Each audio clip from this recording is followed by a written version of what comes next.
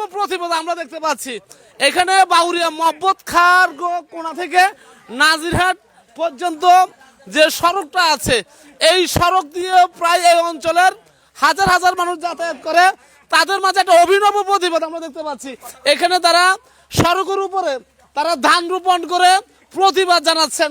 তারা যে বিষয়টি বলছেন, তারা অনেকবার সরকারের বিভিন্ন পর্যায়ে তারা ধারস্থ হয়েছেন, জনপ্রতিনিধি যারা আছেন তাদের কাছে তারা গিয়েছেন এই সড়কটা পাকাকরণ অথবা এই সড়ক মানুষের যাতায়াতের উপযুক্ত করার জন্য। তো আজকে দেখতে পাচ্ছেন তারা এখানে ধান রোপণ করছেন। এখানে যে মুরব্বী আছে, আমরা একটু কথা বলবো। মুরব্বী একটু এদিকে আসেন, দেখি এদিকে আসেন। এই যে এখানে ধান রোপণ করছে, এখানে তো মানুষ চলাচলের জায়গা, এখানে আমরা গাড়ি চলবে, আপনি এই জায়গায় ধান কেন রোপণ করতেছেন? আমাদের ধান আজকে দীর্ঘ 20 বছর এই জায়গা দিয়ে 3 নম্বর সড়ক বাউরিয়া 3 নম্বর ওয়ার্ড।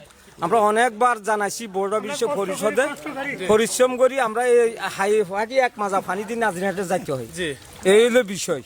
তা আপনারা একটু এই রোডটা দেখবেন। তো আজকে আমরা এখানে ধান কেন রোপণ করতেছেন? ধান রুচি এখানে খুব থেকে, হ্যাঁ খুব থেকে দীর্ঘদিন আমরা আপনি কি বলতেছেন? মানে দীর্ঘদিন যাবত আমাদের চেয়ারম্যান মেম্বার প্রত্যেক নির্বাচনের আগে বিভিন্ন রকমের প্রতিশ্রুতি দেয় যে এই রাস্তাটা করে দেবে আমাদের, কিন্তু অনেক বছর এই 15-20 বছর ধরে এই রাস্তাটা আমরা কষ্ট করতেছি, কিন্তু কোনো প্রতিশ্রুতি বাস্তবায়ন হয়নি এই পর্যন্ত। তাই আমরা এলাকাবাসী সবাই মিলে ক্ষুদ্র ইয়েতে ধানটা রোপণ করতেছি। ভাই আপনি কি বলতেছেন? আপনি কি বলতে চান? যে রোডটা ফাঁকা হচ্ছে না দীর্ঘদিন ধরে, ওই কারণে আমরা এদিক দিয়ে চলাচল করি।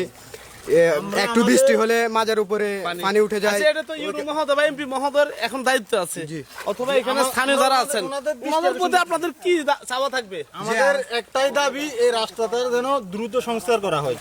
আমরা এই বাউরিয়া 3 নং ওয়ার্ডের কাফায়তুল্লাহ সড়ক, এটা 1600 ফুটের রাস্তাটা যেন দ্রুত সংস্কার করা হয়, আমাদের সবার দাবি এটা। আচ্ছা, তো শুনলেনই, এখানে একটা অভিনব প্রতিবাদ বলতে হবে। এখানে যে সড়ক দিয়ে গাড়ি চলাচল করবে সেই রাস্তায় তারা কিন্তু ধান রোপণ করে দিয়েছেন। এটা আসলে এই জাতীয় উদ্যোগটা কখন আসে? যখন মানুষের কিছু করার থাকে না, তখন কিন্তু এই উদ্যোগটা আসে। তো আমি এখানে যারা জনগণ আছে তাদের পক্ষই আমি বলতে চাই, এখানে এমপি মহোদয় আছেন, ইউনো মহোদয় আছেন, এই রাস্তা দিয়ে আপনারা এসে দেখুন এখানকার আশেপাশে যে হাজার হাজার মানুষ আছে এই সড়কের জন্য তারা কত কষ্ট করে। যদি আপনাদের কাছে মনে হয় এই রাস্তাটা পাকা করার প্রয়োজন, আপনারা পাকা করে দিবেন। ধন্যবাদ।